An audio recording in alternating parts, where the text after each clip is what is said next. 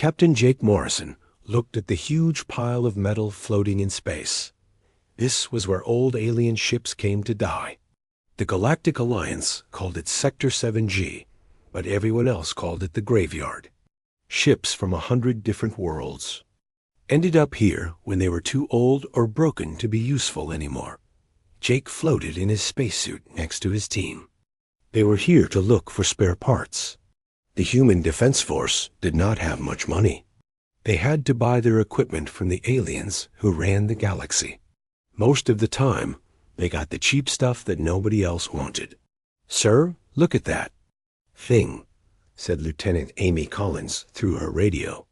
She pointed at something huge in the distance. Jake turned to see what she was talking about. A massive ship hung in the darkness like a sleeping giant. It was at least 2 kilometers long and half a kilometer wide. The hull was dark metal that looked like it had been through many battles. Scars and burn marks covered its surface. "What is it?" asked Chief Engineer Pete Johnson. Jake checked his tablet. The information said it was called the Sovereign's Pride. It used to belong to the Zephyrian Empire. The file said it was their flagship during the Third Spiral War. That was over 200 years ago. The Alliance had marked it as obsolete, military waste, and sent it here to be scrapped. The Zephyrians were tough fighters, Jake said. This ship probably saw a lot of action. The team moved closer to the massive vessel. Up close, it looked even more impressive. The metal was not just armor. It had patterns and designs that seemed to flow like water. Even damaged, it looked beautiful in a strange way. "Can we get inside?" asked Amy. "The file says it was cleared for salvage," Jake replied. "That means we can take whatever we want from it." They found an airlock that still worked. The ship's emergency power was still running after all these years. The lights were dim, but they could see well enough to move around. The corridors were huge, built for beings much taller than humans. Inside, the ship was like a maze. Corridors led in all directions.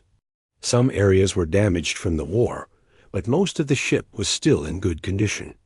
The Zephyrians had built things to last.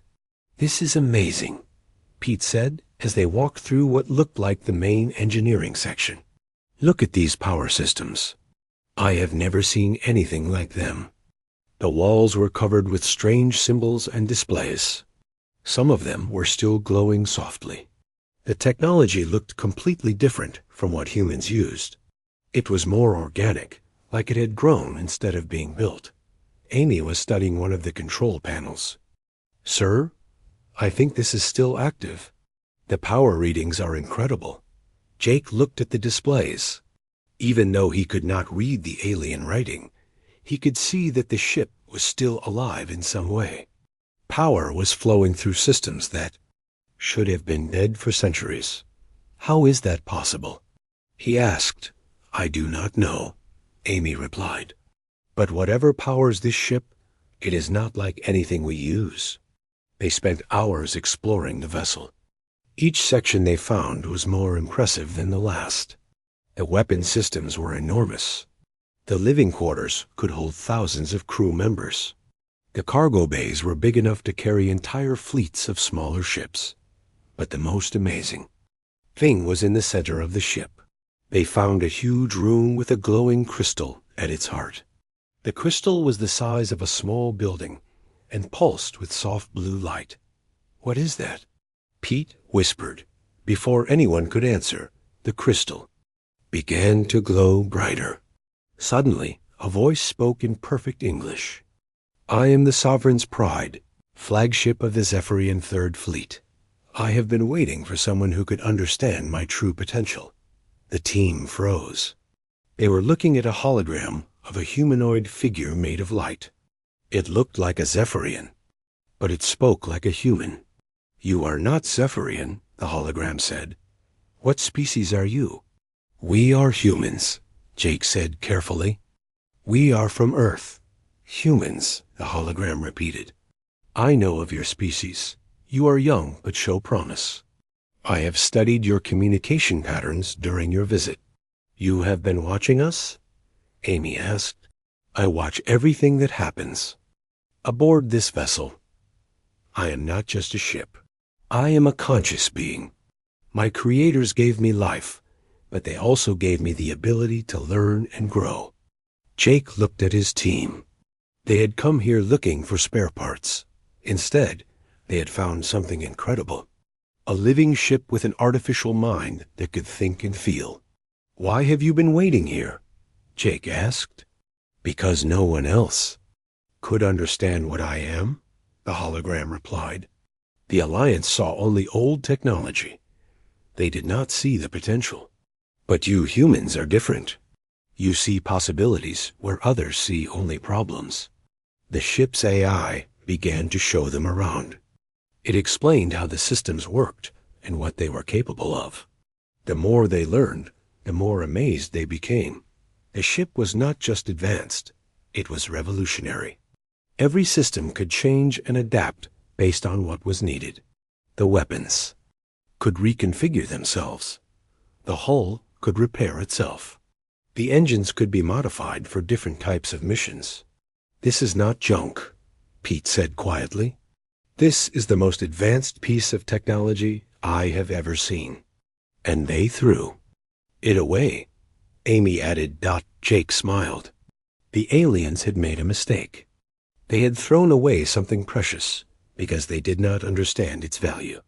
But humans were good at finding treasure in other people's trash. How would you like to fly again? Jake asked the AI. The hologram smiled. I have been hoping someone would ask that question for over 2 centuries. Jake looked at his team. They had work to do. 3 months had passed since Jake and his team found the Sovereign's Pride. The ship now floated in Earth's orbital shipyard, surrounded by human engineers and scientists. Every day brought new discoveries about what the vessel could do. Doctor Lisa Martinez was the smartest person Jake had ever met. She knew more about alien technology than anyone else in the Human Defense Force. When she first saw the ship, her eyes went wide with amazement. This changes everything we know about Zephyrian engineering, she told Jake during their first meeting. They were not just building ships. They were creating living organisms. The ship's AI, who now called itself Sovereign, had been teaching the human team about its systems. It was patient and helpful, like a teacher who truly wanted his students to succeed. The Zephyrians designed me to grow and learn, Sovereign explained through its holographic form. But they also designed me to bond with my crew. When they were defeated, I lost that connection. I have been incomplete for centuries. Lisa and her team worked day and night to understand how the ship's systems functioned. What they found was incredible. The hull was not just metal armor. It was made of millions of tiny machines that could repair damage and even reshape themselves. Watch this, Lisa said to Jake as she demonstrated one of her discoveries. She took a small piece of the hull material and hit it with a hammer. The metal dented, but within seconds, it flowed back to its original shape like water. How does it work? Jake asked. Nanobots, Lisa replied. Microscopic robots that can work together to fix problems. But these are more advanced than anything we have ever seen. They can actually think and make decisions. The weapon systems were equally amazing. Lieutenant Commander Rick Stone, the ship's new tactical officer, had been studying them for weeks. He found that each weapon could change its type and power based on what the ship needed. Look at this, Rick said, showing Jake a holographic display. This is not just a laser cannon. It can fire energy beams, plasma bolts, particle streams, or even solid projectiles, all from the same weapon. The ship's engines were perhaps the most impressive discovery. Navigation Officer Claire Adams had been working with the propulsion systems and found something that should have been impossible. The engines do not just move the ship, she explained. They bend space around it. That means we can travel faster than light without using the same technology as other species. But the real breakthrough came when Sovereign asked if any of the humans had neural implants. Most military personnel had basic implants for communication and data access. What they did not know was that these implants could connect directly to the ship's AI. Jake volunteered to be the first to try the connection.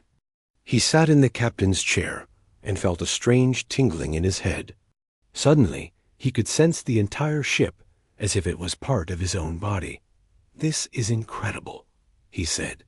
"I can feel everything. The engines, the weapons, the hull sensors. It is like the ship is alive." "Because it is," Sovereign replied. "This is what the Zephyrians understood. A ship is not just a machine. It is a partner." The connection allowed Jake to control the ship's systems with just his thoughts. He could target weapons, adjust course, or monitor damage without touching any controls. It was faster and more accurate than any interface system ever created. But the real surprise came when other crew members connected to the ship. Instead of interfering with each other, their minds worked together. Amy could handle engineering, Rick could manage weapons, and Claire could navigate, all at the same time. "We are becoming something new," Sovereign observed. "Not just human and not just AI, but something better than either could be alone." Dr. Martinez was fascinated by the biological aspects of the ship. She discovered that the ship's systems were not just mechanical. They had organic components that could evolve and adapt. "The ship is learning from us," she told Jake. "It is. Studying human behavior and thinking patterns.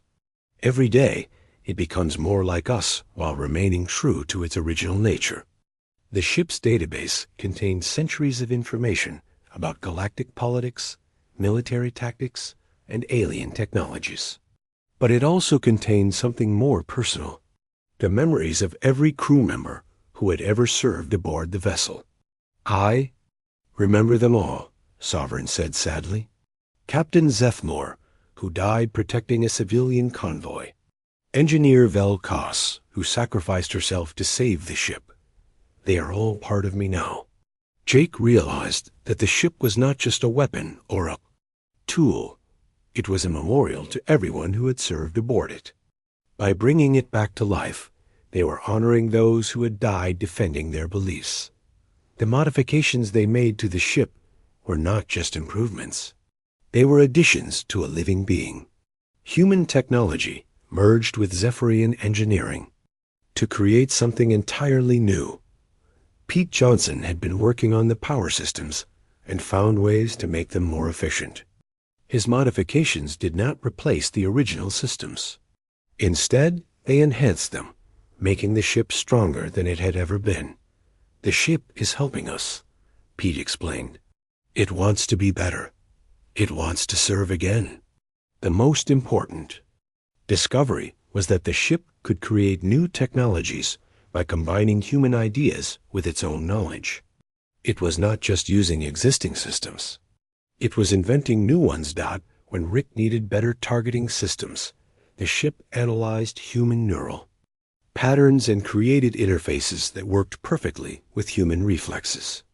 When Claire needed better navigation, the ship combined its knowledge of space with human intuition to create new star charts. "We are not just fixing an old ship," Lisa realized. "We are creating a new form of life." The ship was becoming something that had never existed before. It was part human, part Zephyrian, and part something entirely new. It was the first true partnership between human creativity and alien wisdom. As the modifications continued, Jake began to understand what they had really found in the scrapyard. It was not just a ship. It was the key to humanity's future in the galaxy. The aliens had thrown it away because they could not understand its true value. But humans were different.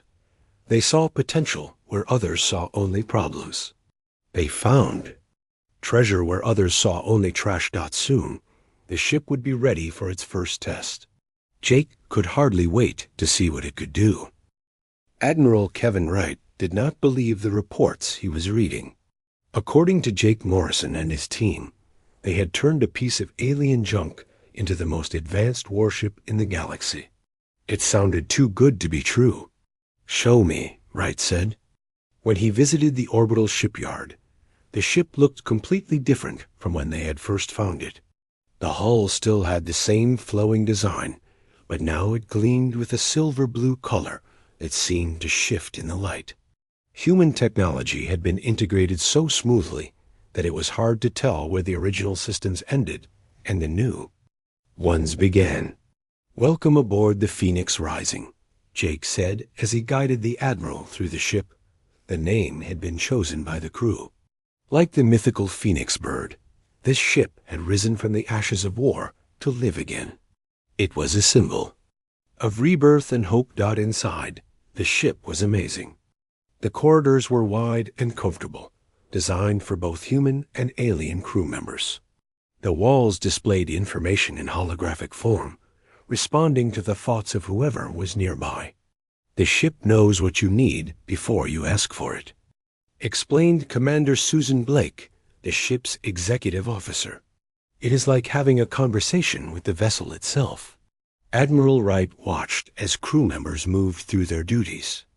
They seemed to work with incredible coordination, as if they could read each other's minds. In a way, they could. The ship's AI connected all of them, allowing them to share information instantly. "This is the bridge," Jake said as they entered. The ship's command center. The bridge was unlike anything on human ships. Instead of separate stations, there was a circular area where crew members could stand or sit. Holographic displays surrounded them, showing every aspect of the ship's status. "Sovereign, please introduce yourself to the Admiral," Jake said. The ship's AI appeared as a shimmering figure of light. It looked more human than before, having adapted its appearance to make the crew more comfortable. "Admiral Wright, it is an honor to meet you," Sovereign said. "I have studied your military record. You are a skilled leader." Wright was impressed despite himself. The AI seemed genuinely intelligent, not just a computer program following orders. "What can this ship do?" Wright asked. "Perhaps it would be better to show you," Sovereign replied. The ship moved away from the orbital station and into open space. Wright was amazed by how smoothly it flew. There was no vibration or noise, just a gentle sense of movement. "We are now traveling at half-light speed," Claire Adams announced from the navigation station. "The engines are barely working." Wright checked his instruments. Half-light speed was faster than most ships could manage at full power. The Phoenix Rising was doing it easily. "Let us test the weapons," Rick Stone said from the tactical station. Ahead of them, the ship's sensors had detected several large asteroids. They were perfect targets for weapons testing. "Firing main weapons," Rick announced. Beams of energy shot from the ship and struck the asteroids. But these were not ordinary laser beams. They seemed to think and adapt, changing their frequency and power to completely destroy each target. "The weapons adjust themselves automatically," Rick explained. "They analyze the target and choose the best way to destroy it." Wright watched as asteroid after asteroid was reduced to dust. The ship's weapons were incredibly accurate and powerful, but that was not the most impressive part. "The ship is learning from each shot," Sovereign added. "It is becoming more efficient with every target." Next, they tested the ship's defensive systems. Amy Collins activated the shields and armor plating. The ship's hull seemed to shimmer and change, becoming harder and more reflective. "The hull can adapt to different types of attacks," Amy explained. "Energy weapons, kinetic projectiles, even biological attacks. The ship learns what works and remembers for next time." But the real test came when they received an emergency signal. A human colony called New Haven was under attack by Corvasi raiders.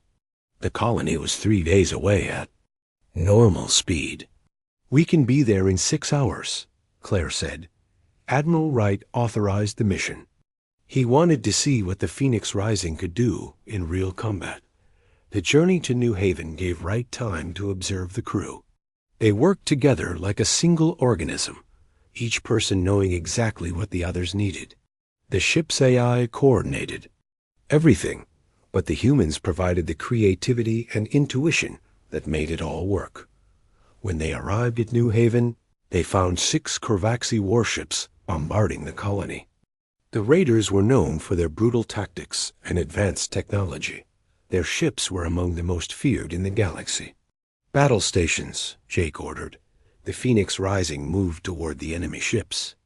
The Corvaxi immediately turned to face this new threat. Their weapons were powerful, but they had never encountered anything like the Phoenix Rising. The battle lasted only 12 minutes. The Phoenix Rising moved like a living thing, dodging enemy fire while returning devastating attacks. Its weapons seemed to know exactly where to hit each enemy ship to disable it without destroying it completely. "The ship is analyzing their tactics in real time," Rick reported. "It is predicting their movements and countering them." One by one, the Corvaxi ships were disabled. Their weapons were destroyed, their engines were shut down, and their crews were left alive but helpless. The Phoenix Rising had won a complete victory without killing a single enemy. "How did you do that?" Wright asked. "The ship understands war better than any living being," Sovereign explained. "It has centuries of combat experience. But it also has human morality. It prefers to disable rather than destroy." The rescue of New Haven made headlines across human space. For the first time, humanity had defeated a superior alien force using technology that was better than anything the enemy possessed. But the victory had consequences. News of the battle spread throughout the galaxy. Other species began to take notice of humanity's new capabilities. "We are going to have visitors," Sovereign warned. "The galaxy will want to know how we became so powerful so quickly." Wright nodded. He understood the implications. The Phoenix Rising had proven that humans could compete with any alien species. But it had also made humanity a target for those who feared losing their technological advantages. "Are you ready for what comes next?" Wright asked Jake. Jake looked around the bridge at his crew. They had bonded with the ship and with each other. They were ready for anything the galaxy could throw at them. "We were born ready," Jake replied. The Phoenix Rising had passed its first test. Now it was time to face the real challenges that lay ahead. The galaxy would never be the same again.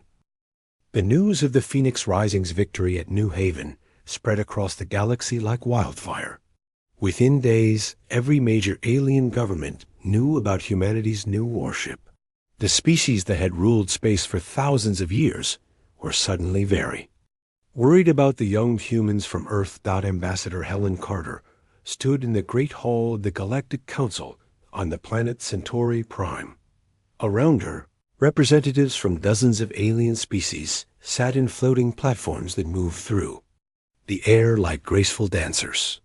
The hall was beautiful, with crystal walls that showed the stars beyond. Helen was the only human in the room. For 30 years, humanity had been the junior member of the galactic community. They were given the jobs that nobody else wanted and were barely included in important decisions. But now, all eyes were on her.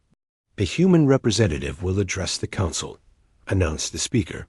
A tall being with blue skin and 4 arms. Helen stepped forward.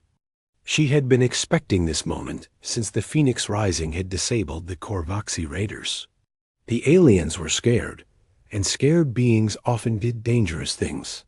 "Honored members of the council," she began, "humanity appreciates this opportunity to address your concerns about our recent military actions." The first to speak was Ambassador Zarteeth of the Altarian Council. The Altarians had been the dominant military power in the galaxy for over 1,000 years. They were not happy about being challenged.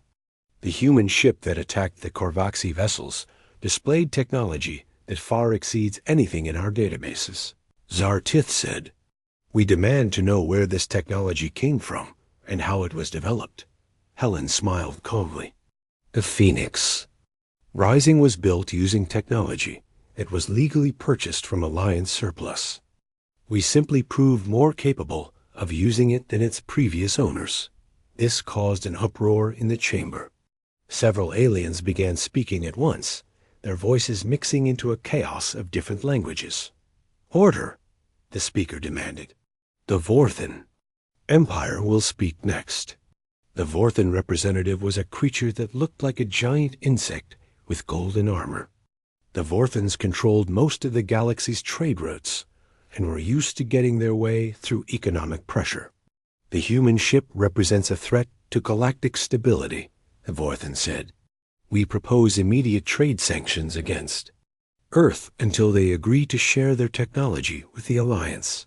The Crystalline Collective agrees, added another voice. The crystalline beings were made of living crystal and were known for their logical thinking. A single species cannot be allowed to possess such advanced weapons.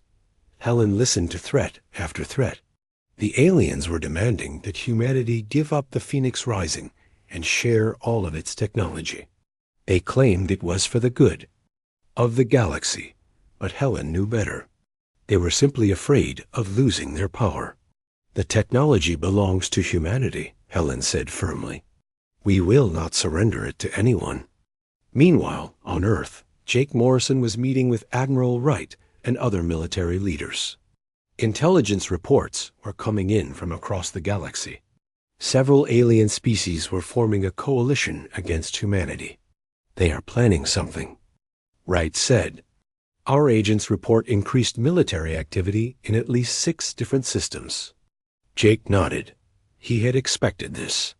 The Phoenix Rising had proven that humans could compete with any alien species. But it had also made humanity a target. How many ships are we talking about? Jake asked.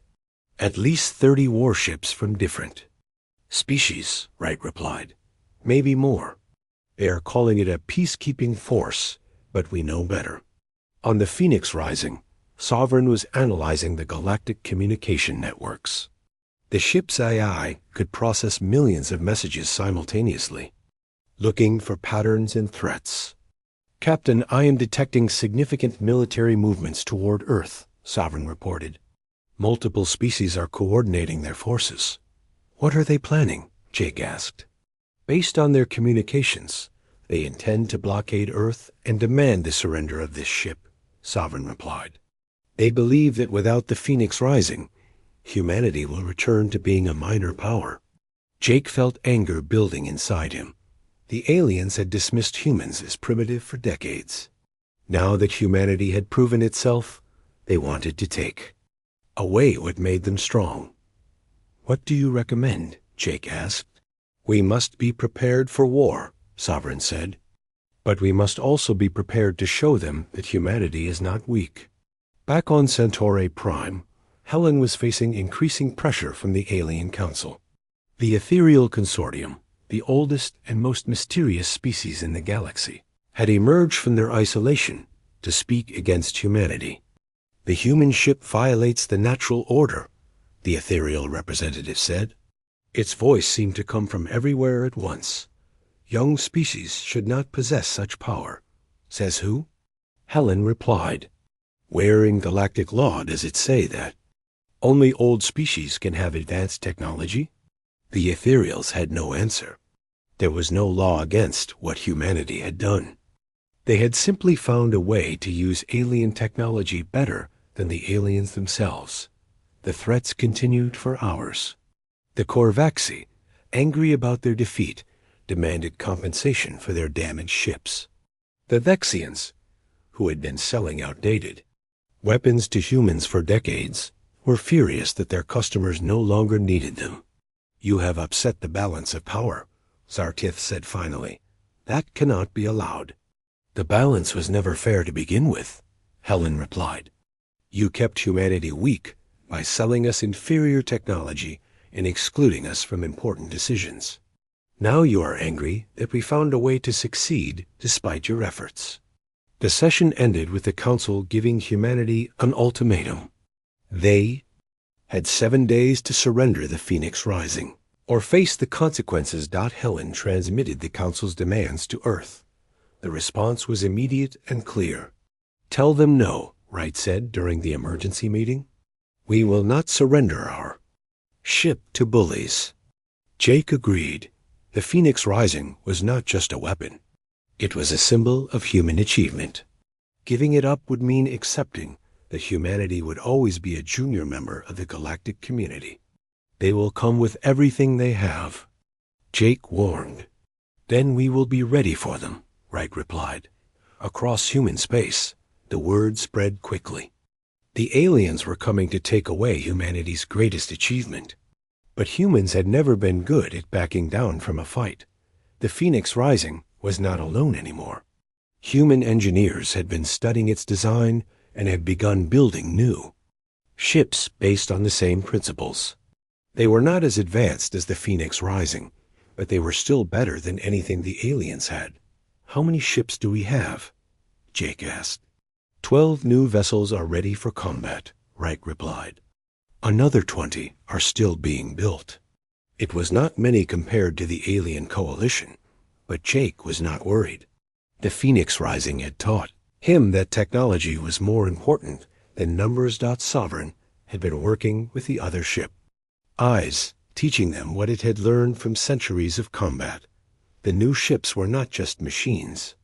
They were partners, working together with their human crews to become something greater than either could be alone. "The aliens think they can intimidate us," Sovereign said. "They are about to learn that humans do not surrender easily." Jake smiled. The aliens had made a mistake. They had assumed that humans would give up when faced with superior numbers. But they had forgotten that humans were at their best when they were backed into a corner.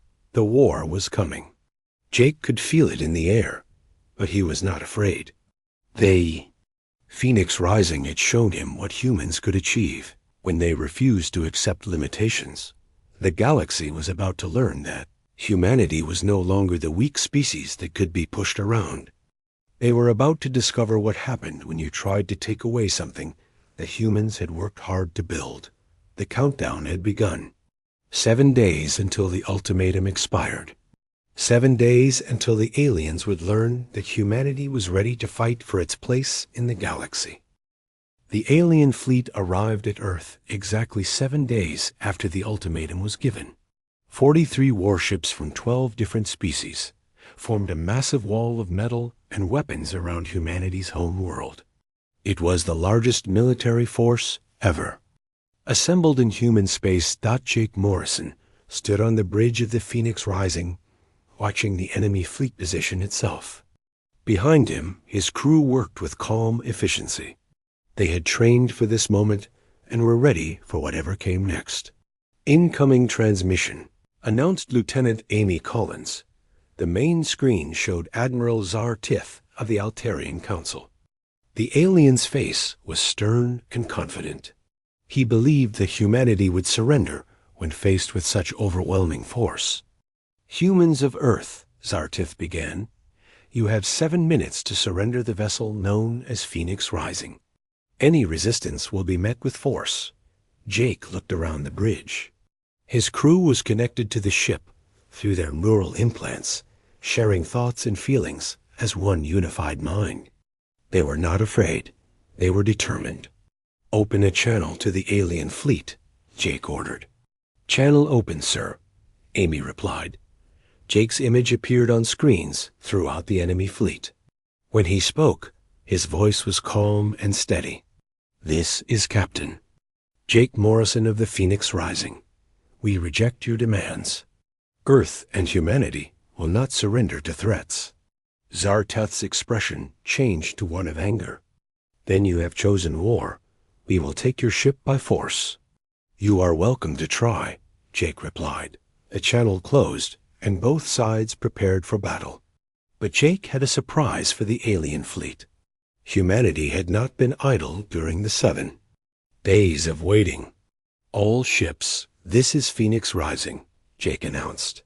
"Execute Operation Rising Storm. From behind Earth's moon, 24 human warships appeared. They were not as large as the Phoenix Rising, but they shared the same advanced technology.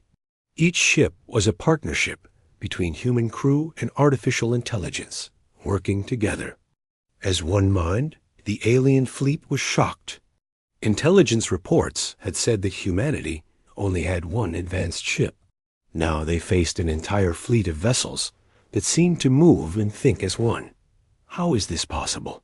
Zartith demanded over the communication channel. You underestimated us, Jake replied. That was your first mistake. The battle began with the aliens attacking in traditional formations. Their ships moved in straight lines, following standard military doctrine that had worked for centuries. But the human ships did not follow the rules. The Phoenix Rising led the charge, moving through space like a living creature. Its weapons fired in patterns that seemed random, but were actually perfectly coordinated. Each shot was designed to disable rather than destroy, showing that humanity was not interested in genocide. Their ships are not behaving like machines, reported one of the alien captains. They are moving like living beings. The human fleet worked together with perfect coordination. When one ship was damaged, the others moved to protect it. When the aliens tried to surround them, the humans adapted their formation instantly. Sovereign was coordinating the battle from the Phoenix Rising, its consciousness linked to all the other ship A is. Together, they created a network of intelligence that could process information faster than any single mind. The enemy is trying to jam our communications, Sovereign reported. Then we will not need communications, Jake replied. The human ships continued to fight as one mind, even when their radios were blocked. The neural links between crews and A is allowed them to share information instantly, making traditional jamming useless. One by one, the alien ships were disabled. Their weapons were destroyed, their engines were shut down, and their crews were left alive but helpless. The humans were winning, but they were not killing their enemies. This is impossible, Zartif said, as his own ship was surrounded by human vessels. Our technology is superior. Our ships are more powerful. Your technology's older, Jake replied. Your ships are more rigid. You fight like you always have, but we adapt to each situation. The battle lasted only 4 hours. When it was over, the entire alien fleet was disabled and helpless. Not a single alien had been killed, but their military power was completely destroyed. You have lost, Jake announced to the alien fleet, but you are not our enemies. You are our neighbors in this galaxy. The human fleet began rescue operations, helping the disabled alien ships repair their life support systems. It was a gesture of mercy that surprised everyone. Why are you helping us? Zartith asked. Because we are not conquerors, Jake replied. We are explorers. We want to learn from you, not destroy you. The news of the battle spread across the galaxy within hours. The species that had ruled space for millennia had been defeated by the humans they had dismissed as primitive. But even more shocking was the fact that humanity had shown mercy to their enemies. Ambassador Helen Carter returned to the Galactic Council, but this time she was not alone. Representatives from Earth's government accompanied her, and the discussion was very different from before. The balance of power has changed, Helen announced. Humanity is no longer a junior member of this alliance. We are a major power, and we demand to be treated as such. The aliens had no choice but to agree. The battle had proven that humanity could not be bullied or intimidated. They had the technology and the will to defend themselves, but Jake had an even bigger surprise for the galaxy. The Phoenix Rising and its sister ships were not just weapons. They were explorers, designed to push the boundaries of known space. We are launching the Deep Space Exploration Initiative, Jake announced. During a galactic broadcast, human ships will venture beyond the rim of the galaxy to discover what lies in the darkness between stars. The Phoenix Rising would lead the expedition. Its adaptive technology and artificial intelligence made it perfect for exploring unknown regions of space, but it would not go alone. Ships from other species would join the mission, working together to expand the boundaries of knowledge. Dr. Lisa Martinez had been appointed as the mission's chief scientist. She was excited about the possibilities that lay ahead. "We are going to discover things that will change our understanding of the universe," she told Jake. "And we are going to do it together, humans and aliens working as partners." The ship's AI Sovereign was equally excited. After centuries of war, it would finally be able to fulfill its true purpose as an explorer and protector.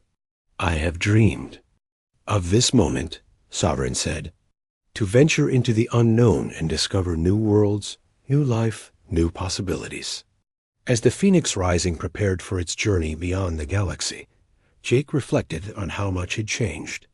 The ship that had been labeled as junk was now leading humanity into a new era of exploration and discovery. The aliens had learned that age did not equal wisdom, and that technology was only as good as the minds that used it. Humanity had proven that innovation and adaptability were more valuable than ancient knowledge and rigid thinking. The restructuring of the Galactic Alliance took months of negotiation. Humanity was given a permanent seat on the ruling council and equal voting rights with the oldest species. More importantly, the new alliance was based on cooperation rather than domination. "We are not here to replace you," Helen told the assembled alien representatives. "We are here to work with you. Together, we can achieve things that none of us could accomplish alone." The first joint human-alien research project was the study of the Phoenix Rising's technology. Scientists from dozens of species worked together to understand how the ship's adaptive systems functioned. The knowledge they gained was shared freely among all Alliance members. Pete Johnson, now promoted to Chief Engineering Officer of the Alliance Research Division, oversaw the technology sharing program. He was amazed by how much the different species could learn from each other. "The crystalline beings understand energy better than anyone," he explained to Jake during one of their meetings. "The ethereals know more about consciousness and artificial intelligence. The Vorthans are masters of manufacturing. When we combine all of this knowledge, we can create things that are truly revolutionary." The Phoenix Rising had become more than just a ship. It was a symbol of what could be achieved when different species worked together instead of fighting each other. Its success had inspired similar projects throughout the galaxy. New ships were being built that combined the best technology from every species. Human creativity merged with alien knowledge to create vessels that surpassed anything that had come before. The galaxy was entering a new age of technological advancement. But the most important change was in how the species viewed each other. The old hierarchies based on age and tradition were being replaced by new partnerships based on mutual respect and shared goals. "The humans have taught us something valuable," admitted Zartith during a council meeting. "They have shown us that the greatest discoveries often come from questioning what we think we know." The exploration fleet that gathered at the edge of the galaxy was unlike anything ever assembled. 30 ships from 15 different species prepared to venture into the unknown void between galaxies. Each vessel brought unique capabilities and perspectives to the mission. Jake stood on the bridge of the Phoenix Rising as the fleet prepared to depart. Around him, his crew worked alongside alien scientists and engineers. The bridge itself had been expanded to accommodate beings of all different sizes and environmental needs.